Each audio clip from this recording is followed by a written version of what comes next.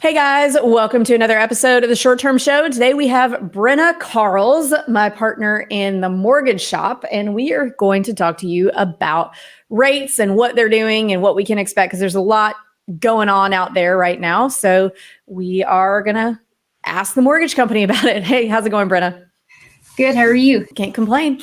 So it is late July in 2024, and rates are currently, where are they right now? So rates have decreased throughout the year. We do have, strangely enough, the investment loans that we have are lower in interest rate than second home loans right now.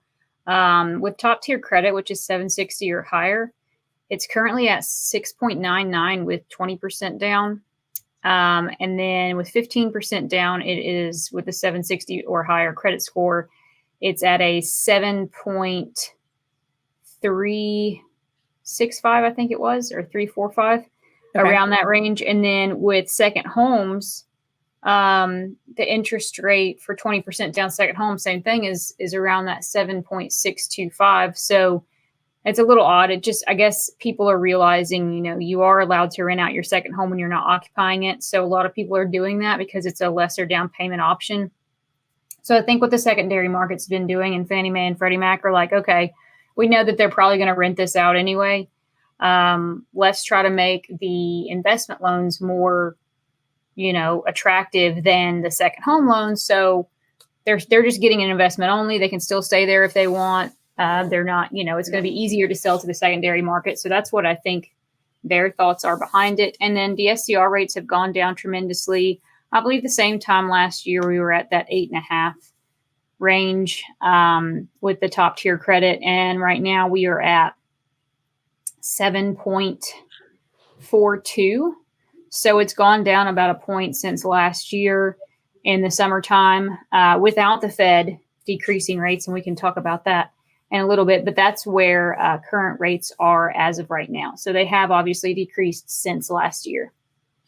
All right. And do you see them? I noticed actually, let me just back up a little bit. So everybody's waiting right now for the Fed meeting, which is happening in a few days. And then there's another one in September. People aren't really worried about the one in a few days. Nobody really expects anything to happen, but everybody's flipping out and the market's pricing in a 100% chance that the Fed will drop the interest rate. So as we know, mortgage rates are not directly tied to the Fed rates, but they are indirectly affected by them.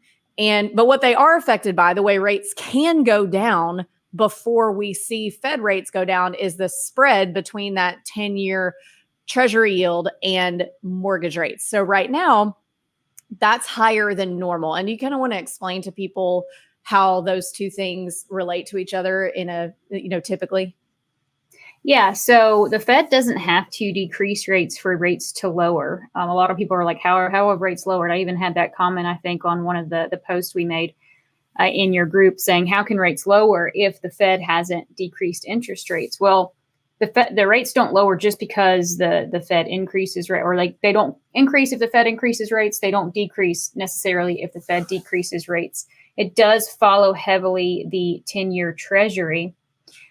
The reason why rates have gone down is because, contrary to popular belief, they're like, no, news and media can't affect rates, but they do because we go off of the stock market, S&P 500, 10-year Treasury. We look at unemployment numbers. We look at inflation numbers. So if everybody's thinking, even if they talk about it, if you look at the chart when they talk about it and they say, we think Chairman Powell is going to lower rates, it reflects, positively for us for mortgage rates in the stocks, and it hasn't even decreased. So with inflation coming in lower than expected for the last 2 months in a row, and unemployment numbers increasing for the last 2.5 months in a row, rates are falling because of that, and because Chairman Powell has spoken to that he will be lowering rates at some point in the near future. If it continues to follow that line. It has continued to follow that line. So we know that Chairman Powell sticks to his word. Ever since he started raising rates, he said he's going to raise rates. He's going to raise rates.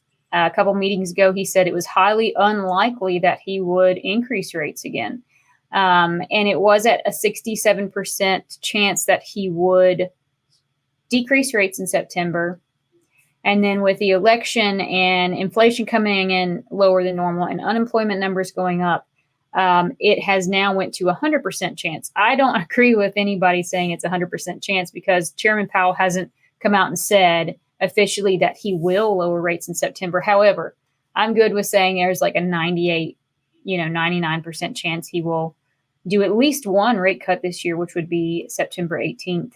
And then maybe possibly two rate cuts, one in December as well. So September and December are the months that we're going to look at for the Fed to decrease rates. Short-Term Shop Plus has live and recorded sessions on the following topics: creating compelling listings, marketing your STR property, setting up a new listing, managing from a distance, finding and acquiring your first or next STR, live revenue management audits with the pros, analyzing an STR for gross revenue. All of this and much, much more is now available at your fingertips with Short-Term Shop Plus. Everything you need to know to have success in the world of vacation homes and STR. Please join us at stsconsultation.com.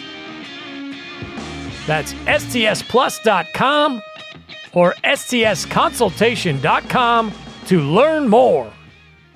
I want to talk quickly on this is not any type of political statement. However, when politics are involved, no matter what anyone says, it does affect rates. I know me and you were talking when, the news came out that Biden wasn't running anymore. I immediately went to the stock market to see what it was going to do because it's consumer confidence. Like, we are the consumers. If nobody buys and sells stock, like, the stock market will crash. So we are the ones that keep it afloat, the consumer. So if consumer confidence goes up and they're starting to buy these stocks because the stocks are like, I don't know, and they start going down in price, and then these people start, that affects our interest rates. That affects the 10-year Treasury. So I'm always looking at that 10-year Treasury and then the S&P 500 and things like that to see what they're doing, to see what they are aligning with. And yeah, so 10-year Treasury is going to mostly reflect what our interest rates are doing.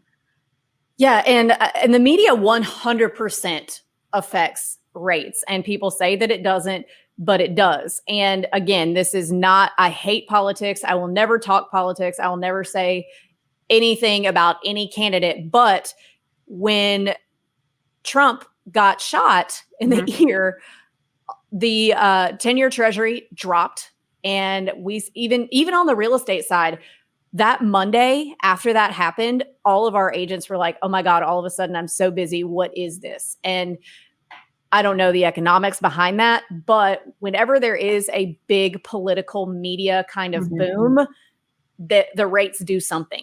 And they did. And then when President Biden decided not to run, they did another thing. So it really does. And I've been saying this to people for the past 3 years that we've been in these high interest rate environments. It's almost less important what the Fed is actually doing or what the 10-year Treasury or what any of that is actually doing, as it is what the media is saying about it and what the media rhetoric is. Because if, most people just living their lives in middle America are not checking the 10-year Treasury yield every day. They're not checking mortgage rates every day. But what they are doing is turning on their favorite news station when they ride to school or work or whatever. And whatever's being said there is what they assume, what they take as truth as what is going on in the country in terms of economics. And so whatever the media is saying is way more important than what is actually happening in the rates in terms of what the general public does. Yeah. And it really does affect it. But go ahead. Yeah, because, I was listening the other day, I nerd out with this stuff because I had just gotten out of the gym. It was Saturday, and I screenshot a picture of my watch and sent it to Avery because it said, this just in, Biden's dropping out. And I was just And so I wanted to hurry up and get home and turn on the news to see what people are saying. And I watch every news channel because everybody has their political agenda. So Fox was going to say, more along the lines of this is better for Trump. And then CNN along the lines of saying this is better for the Biden campaign or the Harris campaign now. So I like to look at all of them because everybody has their own thoughts and perspective. And then I like to see kind of what the common ground is. And then I look at the stocks to see what the general public are thinking of it. And that's what's going to determine our numbers. The reason why it went down when Trump, the assassination attempt is because that's going to favor the Republicans, more people coming out to vote for him, whether you like it or not. It is in the media. And what is Trump's political campaign? He wants to lower rates. So if that's the Republican, confidence, then the market and the Treasury and the 10-year yield, all of that fun stuff is going to reflect that because those are the people that are hurrying up and doing something about it. The same thing when Biden drops out, whether somebody thinks positively or negatively about it, you go to the stock market, stock exchange, and you will see what the general consumer confidence is. And that's what the 10-year Treasury will follow. It also follows, what the Fed is saying, but it's heavily related to what the media says. And as we know, most media outlets for rates are trying to paint it in a negative picture because, when the rates were going up, because it's scarcity, right? And what gets more views? You sitting back and being like, I have nothing to worry about, or you being like, oh my gosh, I need to watch the news because things are getting bad. What else is getting bad today? So it helps more views. So all of that correlates to interest rates. And I think it's interesting that a lot of people think it does not. And they've argued with me for this past year. But we are seeing now that these rates are reflecting, starting to lower. And when I say rates are lowering, I'm talking about what we are here for: investment properties, short-term rentals. This isn't a primary residence, show or what we talk about. I don't even hardly watch the things for primary residences. I look at what's affecting investment properties and vacation homes. So, well, let's go back to that 10-year Treasury yield for a minute and the spread on that, which we'll define that here in a second if you're not familiar with what that is. So typically, and correct me if I'm wrong because I might be misquoting, typically mortgage rates for primary homes, which is mostly what people mean when they just say mortgage rates as a whole, are about the spread between what those are and what the 10-year Treasury yield is about 1.5 to 2 points, not basis points, whole points. Is that right? So right now, I usually say 2 points, but yeah. Okay. 2. Okay. So right now we're at about 2.5. So I'm looking at the 10-year Treasury yield right now at 10:26 a.m. Eastern, 4.226. And primary home rates are, according to Mortgage News Daily, are at 6.87%. So what's normal is about, a half a point less than that of a spread. Is it? So we're at about a 2.5% spread. A 2.5 point spread. And we need, or what's typical is more like 2. So we've got that much room to fall without the Fed doing anything. Mm-hmm. Okay. If we look at the 30-year national average, I think the average was like 5.5, right? So if we look at that, then we're about, was it like, we need to come down like at least a point in that to get that national average again for the last 30 years. But I think with inflation and everything, it will bode well for everyone if it comes down at a half a point more. I think everybody would still be comfortable in that range for that. But yeah, that's where they are. I always say add 2 right now, add 2.5 to that spread for the 10-year Treasury. And that's kind of where your interest rate will start at for primary residence. And then obviously it increases for an investment property or a second home loan. All right. So that makes a lot of sense. And I think I just kind of wanted to make sure everybody's on the same page here. So hang on, let me find this stat. I think something like 80% of mortgages, just saw it. I've got too many tabs open. I call them my emotional support tabs. So I literally do keep like 100 tabs open. It's really bad. It makes Luke really crazy. Same. So something like 80% of existing home loans are at under, it was either 5.5% or 6%. So I think we got to get down to 6% even before people really want to list their houses again. So here's what I'm seeing is right now, there's more inventory now than there was last year. But the grand scheme of things, we've been in a housing recession or even a housing crash for almost 3 years. It doesn't, to some of us, it feels like longer, but it is a long time. And I think what hasn't happened that a lot of the crash bros wanted to happen was, the prices are going to fall. And that has not happened. And I think the reason for that is because there is a lot of pent up demand.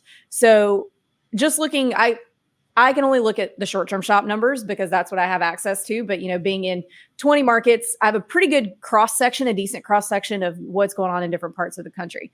And what I'm seeing is the same amount of people are coming to us to talk about buying a short-term rental, but less than half of the amount of people who closed in 2022 are closing in 2024. So less than half of the people are actually closing. Same number of people are coming in the door, less than half are going out the door to the closing table.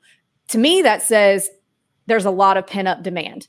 And this is going to be a long story, and I promise I'm going to get back to the point. And of those 50% of people that are closing deals right now, 80% of those people have closed a deal with us before. So they are experienced short-term rental investors. And I probably could go into that 20% that are closing that have not closed a deal with us before and find that a good number of those people just own in other markets that, the short-term shop isn't in, and they're also experienced. And so we're seeing what I call the great stalemate. So buyers don't really want to buy in a high interest rate environment for obvious reasons, because their payment is going to be higher than they want it to be. They can't make the numbers make sense. But also sellers don't want to sell in a high interest rate environment, because in order to sell their property and get it sold in an environment like this, they have to drop the price to where it makes sense for the buyer's numbers. So they have to take a hit on their value if they want to sell right now. So people are not selling. So we just have this great, people sitting on their asses, not doing, not buying, not selling, because they're waiting to see what happens. And it's because of the rates. And when those rates go down to what I think it'll be 6%, a lot of those buyers are going to jump off the sidelines and start buying. So what I've been telling our sellers is hey, you want to make sure. They're like, oh, we want to wait to list until rates come down. And I'm like, that's not a bad idea, but you want to be listed before the rates go down, so that when that first wave of people jumping back in to buy comes, your property is there for them. Because what's going to happen is once everybody realizes, oh, here come the buyers again, then all those people who've been sitting on the sidelines who didn't want to list are going to list now. And then there's more competition, for sellers. So anyway, I read something like for every percent that rates go down, something like 4 million buyers enter the market. And I think if we get to that 6% number, that things are going to be pretty crazy. Maybe not 2021 crazy, but I do think multiple offers on every property, which is going to drive prices up even further than they are. So we've all that to say, big, long monologue here. Just let me take a bow. The crash bros are wrong, in my opinion, which, who am I? I'm just a chick on the internet. But the crash has happened. We've been in it for 3 years, but prices did not come down like people wanted. Are you having trouble trying to decide which market to buy in? No problem. That's just one of the many live sessions we offer in Short-Term Shop Plus. Everything you need to know about buying and managing short-term rentals from anywhere in the world, right at your fingertips. You'll also get early access to our world-famous Management Monday sessions, live each and every Monday. Don't delay. Turbocharge your generational wealth today. Join us at stsplus.com or stsconsultation.com for a live call with more info on Short-Term Shop Plus. This episode of the Short Term Show is brought to you by the Short Term Shop. 30-year fixed mortgages, tax benefits, and long-distance management training made easy are just a few of the perks of owning a short-term rental. The Short-Term Shop can help you buy and learn how to manage your property from anywhere in the world. Just go to theshorttermshop.com and click Get Connected. Again, that's theshorttermshop.com, and we are brokered by eXp. See y'all over there. The crash. They're not going to come down because, especially in short-term rental markets, because people are making a profit from that piece of real estate. And when that happens, like you said, when prices don't go down, even though there's not a lot of interest out there because of rates, once rates go down, I know we all sat through the same kind of class, economics in high school about supply and demand, which was really boring at the time. But when there is more demand for one property and the prices have not dropped, the prices will go up. You saw in 2021, people are going in, or 2020, right? 2020, beginning of 2021, you're going insane at offering 100,000 over asking. And it's going to happen again, not probably to that extent, but you're going to have more buyers for one property. People are going to be competing against each other, competing offers. People are going to start offering more, waiving, appraisal contingency, waiving inspection, which I don't recommend, offering a little bit more of income on that property or a purchase price, or not needing seller concessions. So that's going to happen. What's also going to happen that you have to consider is some people are holding on to their property, not wanting to sell, but wanting to cash out refinance to lower their rate and get equity out of their property that they've been sitting on for 2 to 3 years to buy more properties. They're not necessarily wanting to sell. They want to keep that one so it'll keep making money, get a lower rate, and still be able to pull cash out. So we're going to see a lot of that as well. So it's going to be less properties on the market because of supply and demand, and also people will hold their property to cash out refinance to purchase more as opposed to selling it. Yeah, I totally agree with that. People are waiting to do that too. And I just think that the waiting for prices to crash, that's not something that has ever happened outside of 2008. And it's because of the lending guidelines back then. They were totally loosey-goosey. I sound like my grandmother, but anybody could go get sometimes an over 100% loan to value loan.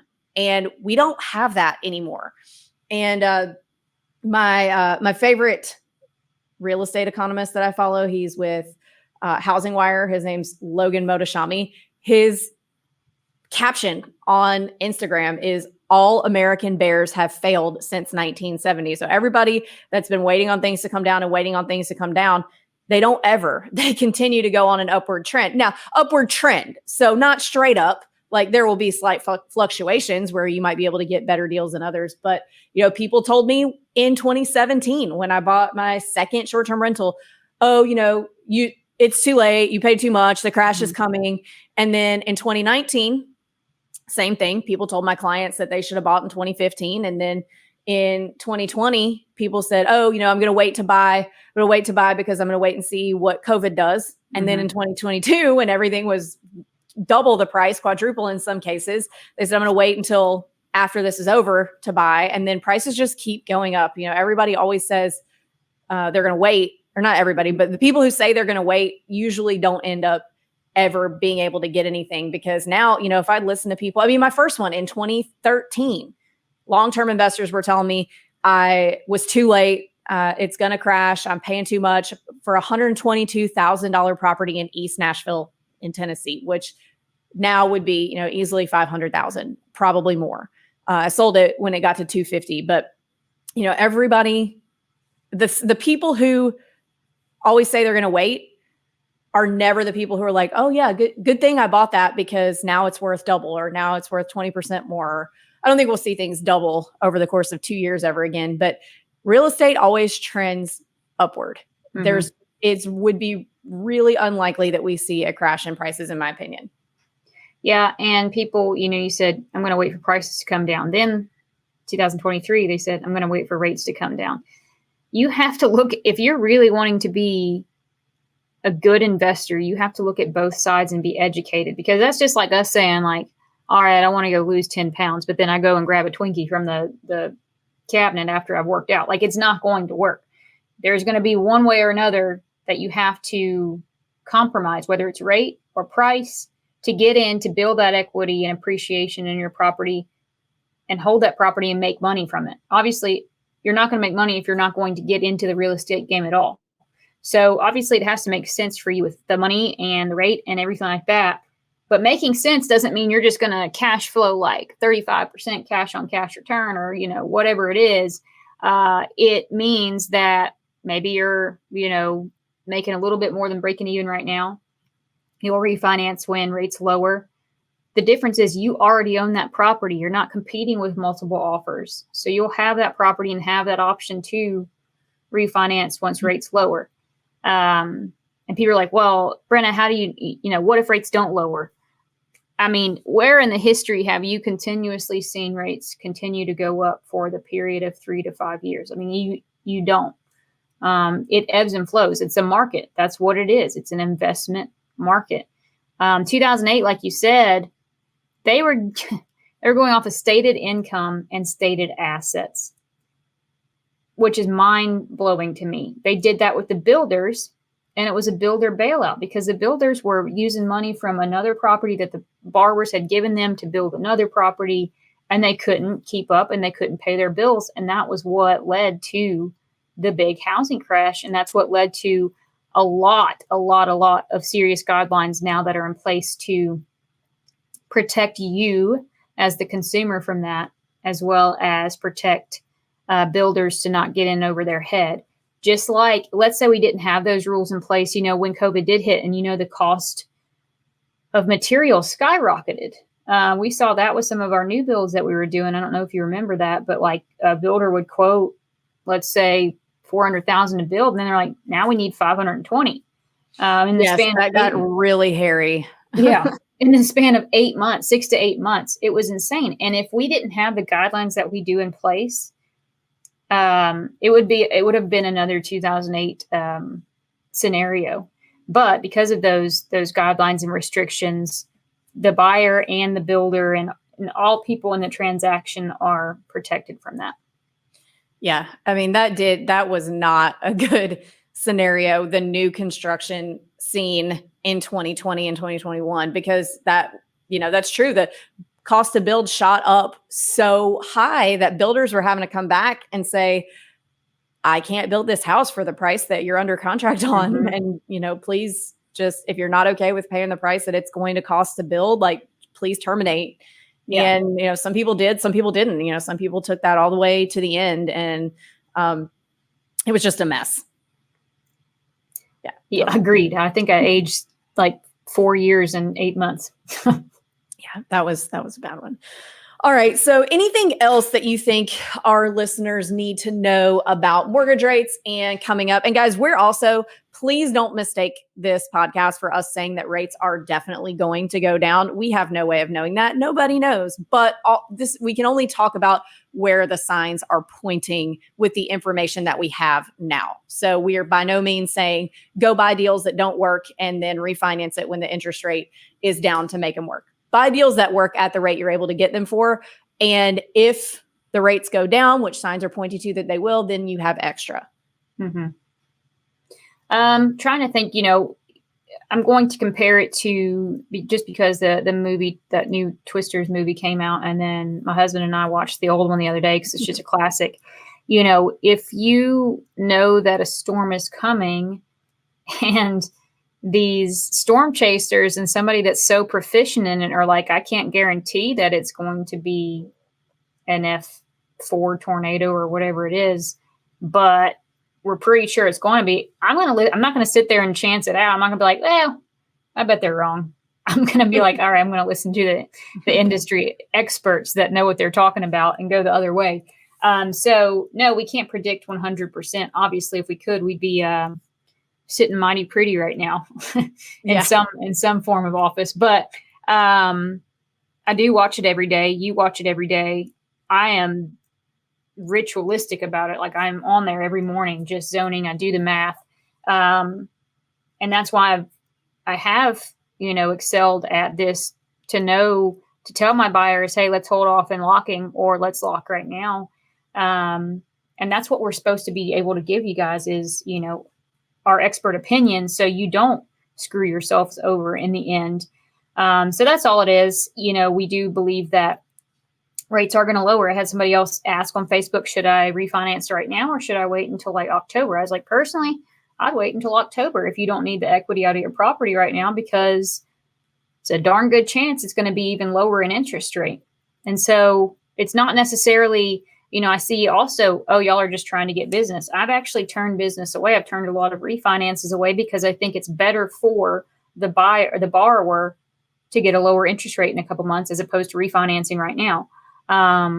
So you do want to work with people that have your best interest in heart and aren't just trying to get a loan in to get commission or a realtor to try to get a closing so they can brag about it and get more money. Like, that's not what it's all about. And that's not how any of us have built our reputations in this industry.